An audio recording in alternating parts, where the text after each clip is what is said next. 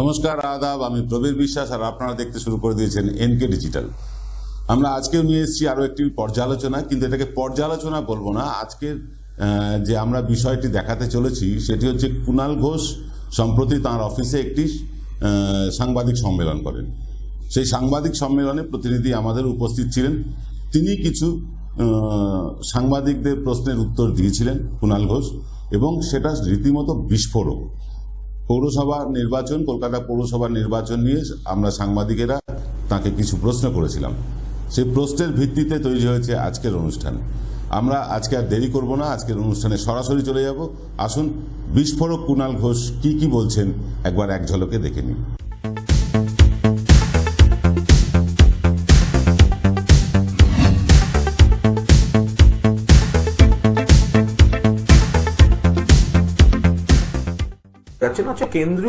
কেন্দ্রীয় বাহিনী বলে চলেছে বিজেপি। এই যে বিধানসভা নির্বাচন হলো কমাস আগে, এটা তো কেন্দ্রীয় নির্বাচন কমিশনের আওতায় হয়েছে। কেন্দ্রীয় বাহিনী সেখানে মোতায়েন ছিল। ইচ্ছে মতো রাজ্য পুলিশ ও প্রশাসনের অফিসারদের রদবদল করা হয়েছে বিজেপির নির্দেশ অনুসারে। তো হাল্লার রাজার সেনার মতো তারা একের পর এক হাল্লা চলেছে যুদ্ধে, কোম্পানির পর কোম্পানি তারা কেন্দ্রীয় বাহিনী মোতায়েন করেছেন, মানুষের ভোটে পরাজিত হয়েছেন। তো এই গল্পটা কেন দিচ্ছেন? তো এখানে সময় নষ্ট না করে ওনারা রাষ্ট্রসংঘে যান, শান্তি সেনার কথা বলুন। রাজ্য পুলিশেও যে ফল হবে, কেন্দ্রীয় বাহিনীতেও সেই ফল হবে। রাষ্ট্রসংঘ থেকে যদি শান্তি সেনা নিয়ে ভোট করে, তাহলে উপসংহারটা লেখা আছে বিজেপি পরাজিত হচ্ছে।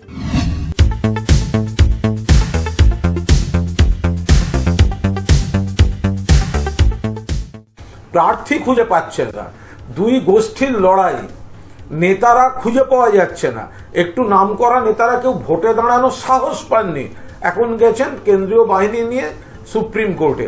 তাতে কি হবে? সুপ্রিম কোর্ট যা মহামান্য সর্বোচ্চ আদালত রায় দেবেন, নিশ্চয়ই আমাদের রাজ্য সরকার প্রশাসন আমরা মেনেছি। এবং মূল কথা, মানুষের সঙ্গে কে আছে আর মানুষের সঙ্গে কে নেই। তো কেন্দ্রীয় বাহিনী যখন চেয়েছিল, ত্রিপুরার সময় মনে ছিল না, তখন কেন বিরোধিতা করছিল? ত্রিপুরার ভোটে সেখানে কেন সিসি ক্যামেরা ছিল না বুথে, কেন ভিভিপ্যাট ছিল না?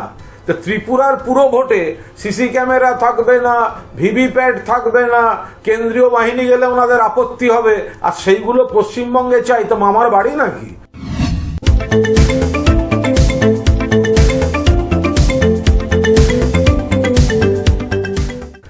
মানুষের কাছে বিজেপি নেই, গোহারা হারবে, প্রার্থী খুঁজে পাচ্ছে না।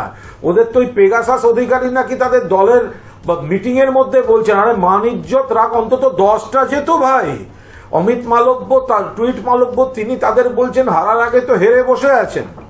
যারা একটু নামকরা নেতা, লড়তে সাহস পাননি, পালিয়ে গেছে আগে।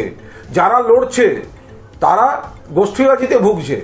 মানুষের কোনো আস্থা নেই। ফলে এই ধরনের সুপ্রিম কোর্ট যাওয়া বা এই বিবৃতি, এগুলো একটা লোক দেখানো। এর সঙ্গে মানুষের রাজনীতির ফলাফলের কোনো সম্পর্ক নেই।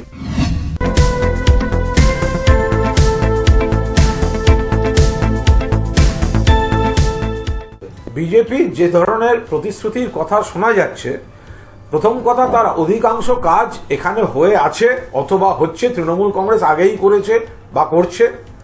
আর দ্বিতীয়ত, যেসব ওদের রাজ্যে, বিজেপির রাজ্যে, বিজেপির পুরসভা, সেখানে যেগুলো করেনি, সেই গল্প এখানে শোনাতে এসছে। আরে ভাই, নিজের জায়গায় আগে করে তারপর দেখাও। দেখানোর সময় তো পশ্চিমবঙ্গের মা উড়াল পুলটা উত্তরপ্রদেশের জন্য দেখাতে হয়, অন্ডাল বিমানবন্দরটাকে তো উত্তরাখণ্ড বলে দেখাতে হয়, দেখাতে তো হয় পশ্চিমবঙ্গের উন্নয়ন। তো এইসব গল্প শুনিয়ে লাভ আছে? ওদের ইস্তাহার হচ্ছে গরুর গাড়ির হেডলাইট।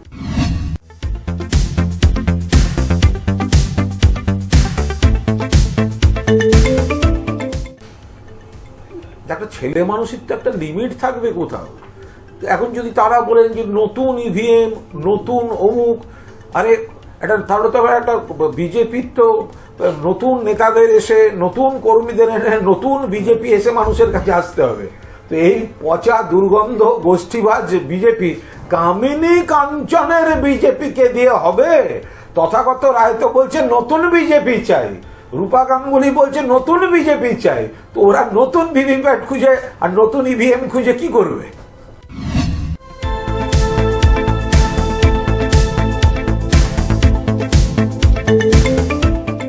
শ্রমিক ভট্টাচার্য ত্রিপুরার কথা বলতে চেয়েছেন যে রাজ্য নির্বাচন কমিশন তার শাখা সংগঠনে পরিণত হয়েছে বিজেপির। শ্রমিকবাবু ত্রিপুরার অভিজ্ঞতা থেকে কথা বলেছেন, উনি এটা বলবেন না, তার কারণ উনি জানেন যে কেন্দ্রীয় নির্বাচন কমিশনের অধীনে বিধানসভা ভোটের ফল কি হয়েছে।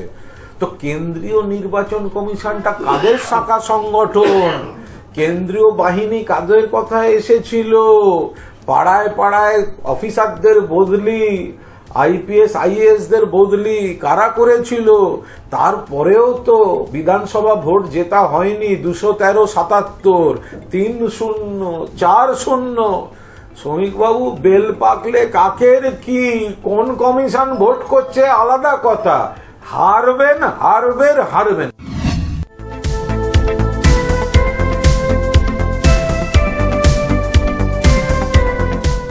এইসব নামগুলো এরা ভোটে লড়েনি কেন? কলকাতায় বাড়ি কেনার সময় মনে থাকে না? কলকাতার নাগরিক হয়, নাগরিক লড়েনি কেন? যে সিনিয়র নেতারা তৃণমূলের তরফ থেকে কলকাতাকে গড়ে তোলার দায়িত্বে ছিলেন, মমতা বন্দ্যোপাধ্যায় দায়িত্ব দিয়েছিলেন, ফিরহাদ হাকিম হোক, অতীন ঘোষ হোক, দেবাশিস কুমার হোক, এরকম অনেকে আছেন, তারা তো লড়ছেন, মানুষের রায় নিচ্ছেন। তো কলকাতায় যাদের বাড়ি আছে, সে কলকাতার বাসিন্দাই হোক আর কাঁথির বাসিন্দাই হোক, তো ক্ষমতা থাকলে কলকাতা পুরোবারটা লড়লেন না কেন? রাজ্যপাল ওনাদের দলের কার্যনির্বাহী সভাপতি, রাজভবনটা ওনাদের দলের শাখা সংগঠনের কেন্দ্র, তো ওনাদের পার্টি অফিস ওনারা যাচ্ছেন, ওনাদের নেমন্তন্ন বাড়ি ওনারা যাচ্ছেন, তো তার সঙ্গে তৃণমূলের কি সম্পর্ক? মোদ্দা কথা, সিনিয়র নেতারা পালিয়ে গেলেন কেন? কেন লড়লেন না? আমাদের যারা কাজ করেছেন, যারা সেনাপতি ছিলেন পুরসভায়, তারা তো মানুষের সামনে দাঁড়িয়ে আবার অগ্নি পরীক্ষা দিতে প্রস্তুত। তো এরা পেছনের দরজা দিয়ে ঘুরঘুর করছেন কেন? বুকের পাটা হলো না লড়বার? থাকতে পারে কেউ কাঁথিতে, কলকাতায় বাড়ি কিনতে পারো, তো সেই ওয়ার্ডটায় দাঁড়াতে কি ক্ষতি হয়? তার তো অনুরোধ নেই। তো ফলে এগুলো সব অসার বস্তু। রাজ্যপাল তিনি এসব উনি করে বেড়াচ্ছেন একটু ভেসে থাকার জন্য। এর সঙ্গে এই গোটা প্রক্রিয়াটার সঙ্গে বাংলার মানুষের রাজনীতির উন্নয়নের কোনো সম্পর্ক নেই। বিজেপি প্রার্থী পায়নি, বিজেপি হারছে, বিজেপির গোষ্ঠীবাজি, এগুলো ঢাকা দেওয়ার জন্য এই ধরনের নাটক, চিত্রনাট্য করে যাচ্ছে।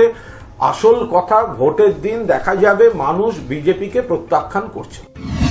পরবর্তী প্রশ্নের উত্তরে কুণাল ঘোষ কি বলবেন, এটার জন্য নিশ্চয়ই আপনারা অপেক্ষা করছেন, আর আমরা অপেক্ষা করছি রাজনীতির প্রশ্ন, প্রতিযোগিতা, অর্থাৎ প্রতিযোগিতা রাজনীতি নিয়ে আজকে পঞ্চম প্রশ্ন করতে। আমরা আপনাদের কাছে পঞ্চম প্রশ্নটি আজকে রাখব। পঞ্চম প্রশ্নটি হল, আমাদের রাজ্যের মুখ্যমন্ত্রী মমতা বন্দ্যোপাধ্যায় প্রথমবার মুখ্যমন্ত্রী হিসেবে কোন তারিখে শপথ নিয়েছিলেন? প্রশ্নটি আরেকবার বলছি, আমাদের রাজ্যের মুখ্যমন্ত্রী মমতা বন্দ্যোপাধ্যায় প্রথমবার মুখ্যমন্ত্রী হিসেবে কোন তারিখে শপথ নিয়েছিলেন?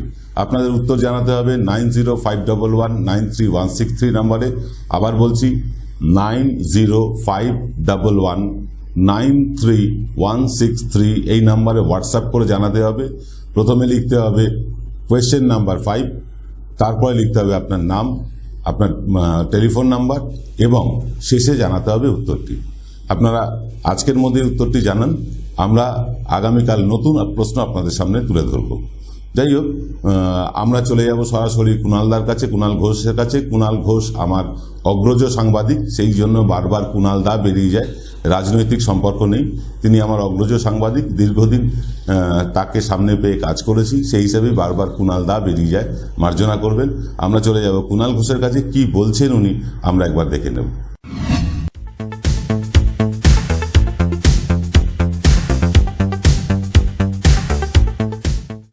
অমিত মালব্য তাদের দলের তরফে বিজেপিকে ডিফেন্ড করা তার কাজ, তার মুখ থেকে যদি এ ধরনের অসহায়তা প্রকাশ পায় তাহলে বাস্তব চিত্রটা নিশ্চয়ই আমরা যেটা বলছি তার সঙ্গে মিলে যাচ্ছে। বিজেপি প্রার্থী পাচ্ছে না, বিজেপির সঙ্গে কোনো লোক নেই, বিজেপি যেটুকু আছে আদি বনাম তৎকাল বনাম পরিযায়ী দ্বন্দ্বে দীর্ণ। বিজেপির মধ্যে কথা উঠছে টাকা, নারী, এই ধরনের অভিযোগ উঠছে তাদের দলের মধ্যে, আমরা বলিনি। ফলে বিজেপিটা চুরমার হয়ে আছে। সেই জায়গায় দাঁড়িয়ে কোনো কর্মী তারা নামছেন না, তারা অনেকে মনে করছেন দলে দলে তৃণমূলে যোগ দিচ্ছেন বা বসে যাচ্ছেন। এবং আমরা তো আদি বিজেপি যারা পুরনো করেছে তাদের তো বলছি, এই তৎকাল বিজেপি সুবিধাবাদী ধান্দাবাজগুলোর জন্য আপনারা বিজেপি করেছিলেন, আপনারা সরাসরি তৃণমূলকে ভোট দিন। কলকাতার উন্নয়ন, সার্বিক উন্নয়ন, নাগরিক পরিষেবা, পরিকাঠামো উন্নয়ন, এই দুর্গন্ধযুক্ত গোষ্ঠীবাজ বিজেপি, যারা পুরনো বিজেপি তারা তো এই বিজেপির ভরসায় করেননি, তো এই সমস্ত দল বদলু ধান্দাবাজগুলো গিয়ে এখন দলের মাথায় বসেছে। তো এখন এই হতাশা থেকেই অমিত মালব্যর টুইট দলের সার্বিক বিপর্যয়ের নিশ্চয়তা দিচ্ছে, এবং অমিত মালব্যর টুইট সম্পূর্ণভাবে প্রমাণ করছে যে বিজেপি একটা অসহায়, হতাশজনক পর্যায়ে পৌঁছে গিয়েছে।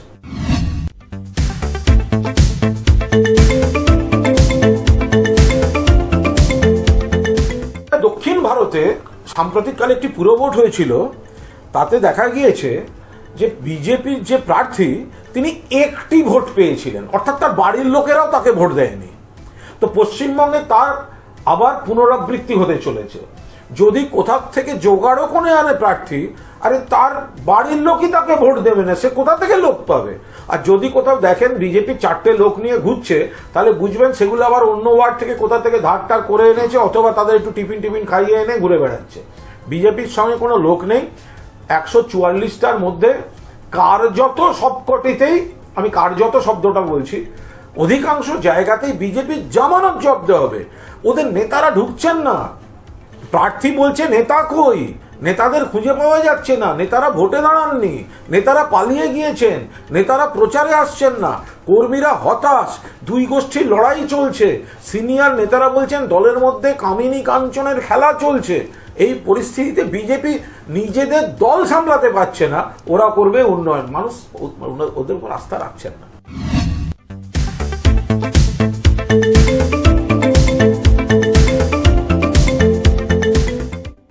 সুপ্রিম কোর্টে বিজেপি যে অভিযোগ করেছে সেটা তাদের রাজনৈতিক দেউলিয়া যে অবস্থা তার একটা বহিঃপ্রকাশ। মহামান্য সুপ্রিম কোর্টের যা শুনানি হবে, রায় হবে, সেটা তাদের ব্যাপার।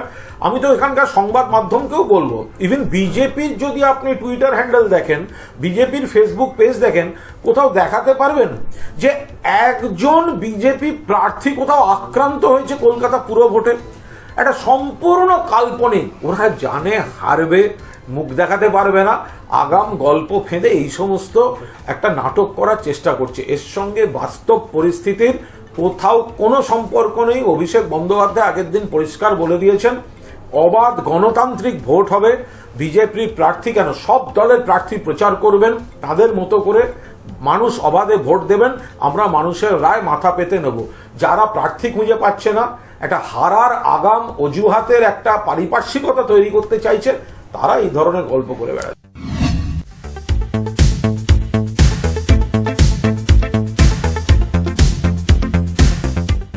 যেহেতু ত্রিপুরায় বিজেপি এই ধরনের ভয়ঙ্কর সন্ত্রাস করেছে, মারধর করেছে, থানা আক্রমণ করেছে, সেই কারণেই আমাদের কর্মীদের, আমাদের দলের নেতৃত্ব, সর্বভারতীয় সাধারণ সম্পাদক অভিষেক বন্দ্যোপাধ্যায় বলে দিয়েছেন যে ওরা ওদের মতো করেছে, বদনাম ওদের, কোনো অবস্থায় আমরা যেন কোনো প্ররোচনায় পা না দিই। তো ফলে অভিষেক বন্দ্যোপাধ্যায় সেই জায়গায় দাঁড়িয়ে বলেছেন যে আমরা এখানে কিন্তু অবাধ ভোট করব। ওরা সন্ত্রাস করতে পারে ত্রিপুরায়, ওরা থানা আক্রমণ করতে পারে, ওরা ভোটারদের উপর সন্ত্রাস করতে পারে, বাংলায় এসব হবে না।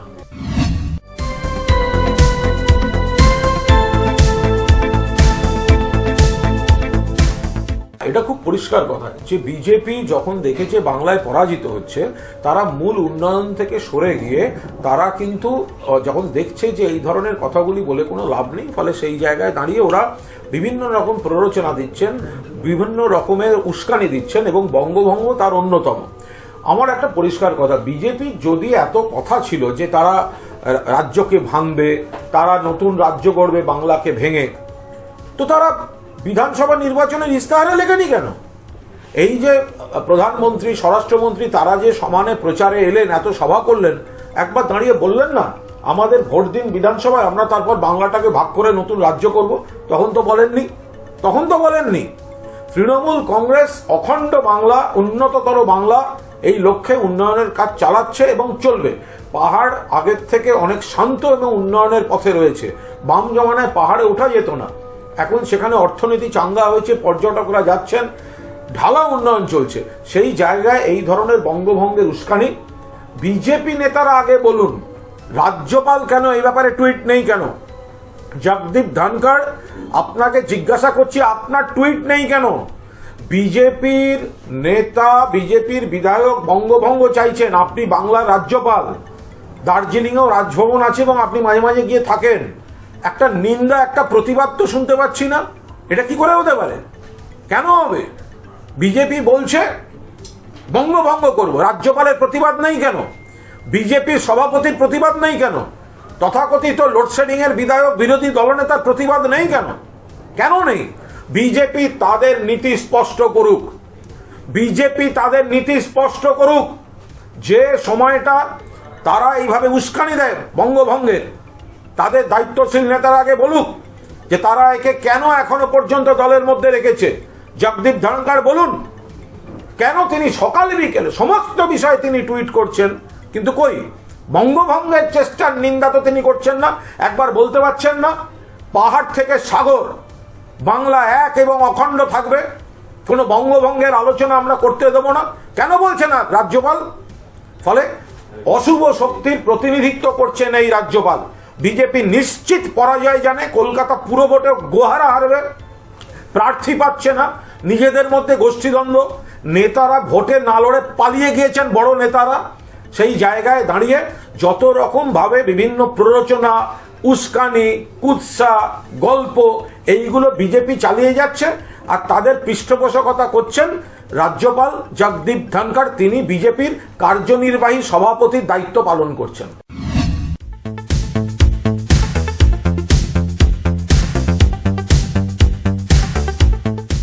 ওই বিভিন্ন সমবায় ব্যাংকে কারা কি করেছে এবং শুভেন্দু অধিকারীর কি কি রোল ছিল, এগুলো তো আগে থেকে আমরা তদন্ত করে দেখার দাবি ইতিমধ্যেই করেছি।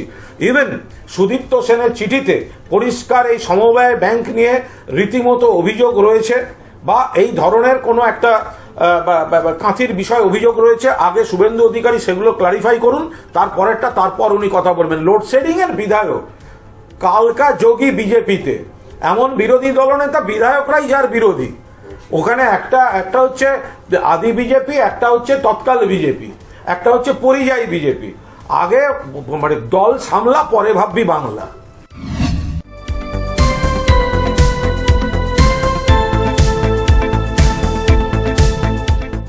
বিএসএফ যে আগের যে সীমা ছিল সেখান থেকে বেড়ে ওরা 50 কিলোমিটার ঢুকতে চাইছে। আরে বিজেপি আগে এই উত্তরটা দিক না। 2012 সালে গুজরাটের মুখ্যমন্ত্রী নরেন্দ্র মোদী, তিনি তখনকার প্রধানমন্ত্রী আমাদের ডক্টর মনমোহন সিংকে চিঠি লিখে এর বিরোধিতা করেছেন। যখন নরেন্দ্র মোদী ছিলেন গুজরাটের মুখ্যমন্ত্রী, 2012 সালে ইউপিএ 2 সরকারের প্রধানমন্ত্রী ডক্টর মনমোহন সিংকে চিঠি লিখে তো বিজেপি বিরোধিতা করেছে। কেন বিএসএফ কে আরো ক্ষমতা দেওয়া হবে? তো আজকে তারা উল্টো কথা বলছে কেন? যখন নরেন্দ্র মোদী মুখ্যমন্ত্রী ছিলেন তখন বিএসএফ এর ক্ষমতার তিনি বিরুদ্ধে, আর যখন তিনি প্রধানমন্ত্রী তখন বাংলার সীমায় 50 কিলোমিটার ভেতরে ঢুকিয়ে দাও। বিজেপি কোন মুখে কথা বলছে? নরেন্দ্র মোদীর যে চিঠি, আগে সেই চিঠির ভাব সম্প্রসারণ করুক বিজেপির নেতারা, আগে সেই চিঠির ব্যাখ্যা দিক বিজেপি নেতারা, তারপর তো তৃণমূলের বিরোধিতার সমালোচনা করবে। তোমরাই তো প্রতিবাদ করেছিলে, তো আজকে তোমরা সেটা সমর্থন করছো কি করে? তোমরা বলেছিলে, এতখানি ছিল, নরেন্দ্র মোদী লিখেছিলেন 2012 সালের চিঠিতে, যুক্তরাষ্ট্রীয় কাঠামো নষ্ট করা হচ্ছে, রাজ্যের ক্ষমতায় হাত দেওয়া হচ্ছে। তো এগুলো তো বিজেপি লিখেছিল, মুখ্যমন্ত্রী লিখেছিলেন গুজরাটের। তো আজকে যখন আমরা একই কথা বলছি, আজকে বিজেপি জ্ঞান দিতে আসছে। যারা বিজেপির মুখপাত্র, আমি তাদের চ্যালেঞ্জ করছি, আগে তারা নরেন্দ্র মোদীর 2012 সালের চিঠিটা মানুষের সামনে দেখান, তার ব্যাখ্যা দিন, তারপর তৃণমূলের সমালোচনা করবেন।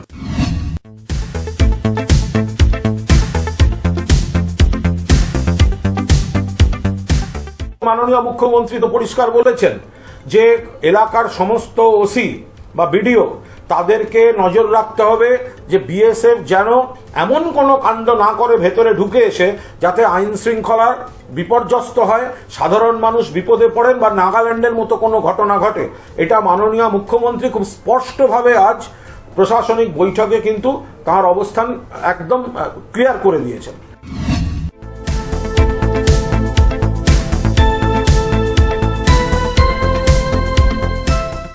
আমার বক্তব্য, ত্রিপুরায় তো পুরো ভোট হলো, তো সেখানে বুথে তো সিসি ক্যামেরা ছিল না, ভিভিপ্যাট ছিল না।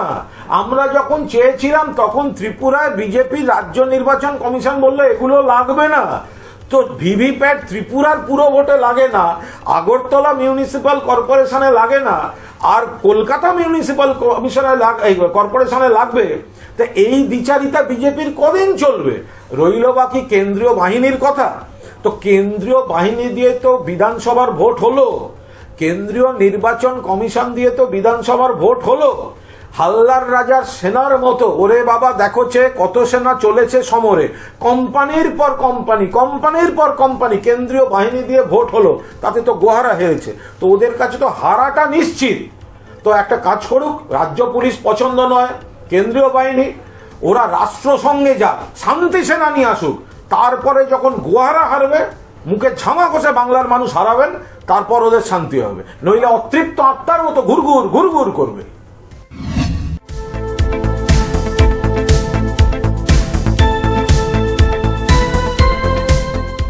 আমি শুধু বলবো যে কলকাতা পুরো ভোটে তৃণমূলের তরফ থেকে যারা কলকাতা পুরসভা পরিচালনা করেছেন, মমতা বন্দ্যোপাধ্যায়, অভিষেক বন্দ্যোপাধ্যায়, এবং পরে যারা পুরসভার উন্নয়নটা দেখেছেন, ফিরহাদ হাকিম, অতীন ঘোষ, দেবাশিস কুমার, আরো অনেকে রয়েছেন, তো তারা তো আবার মানুষের রায় নেওয়ার জন্য নামলেন, এলেন মানুষের দরবারে। তো বিজেপির যে নেতারা, ইনক্লুডিং শুভেন্দু অধিকারীরা, তো যারা সমালোচনা করে বেড়াচ্ছেন, রাজভবনে ঘুরছেন, তো তারা প্রতিবাদ যারা করে বেড়াচ্ছেন, নানা রকম কুৎসা করছেন, তা তারা ভোটে লড়লেন না কেন? যারা কলকাতায় থাকেন, আবার অনেকে কাঁথির বাড়িতে কলকাতায় ফ্ল্যাট কিনেছেন, কলকাতায় থাকছেন, তা তারা ভোটে লড়লেন না কেন? পালিয়ে গেলেন কেন? তা আমাদের বক্তব্য হচ্ছে যে বিজেপির তথাকথিত বড় বাক সর্বস্ব নেতারা যারা রাজভবনে ঘুরছেন, যারা কোর্টে দৌড়চ্ছেন, যারা টুইট করছেন, যারা মুখ্যমন্ত্রীর সমালোচনা করছেন, তারা ভোটে দাঁড়ালেন না কেন? আপনারা বলছেন তৃণমূলের বিরুদ্ধে এই অভিযোগ, আপনি পালিয়ে গেলেন কেন? লড়তেন, ফিরহাদ হাকিম লড়ছে, অতীন ঘোষ লড়ছে, দেবাশিস কুমার লড়ছেন, মালা রায় লড়ছেন, অনেকে লড়ছেন।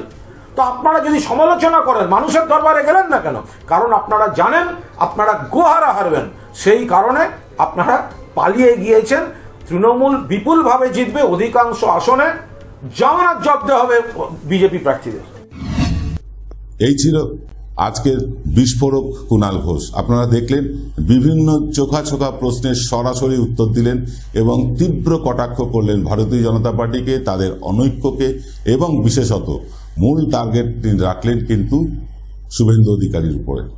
শুভেন্দু অধিকারীর উপরে তার মূল টার্গেট ছিল এবং সেই টার্গেটে তিনি অনেকটাই সফল হয়েছেন, এই সাক্ষাৎকারে অন্তত তাই মনে হলো। আজ এই পর্যন্ত, সকলে ভালো থাকবেন।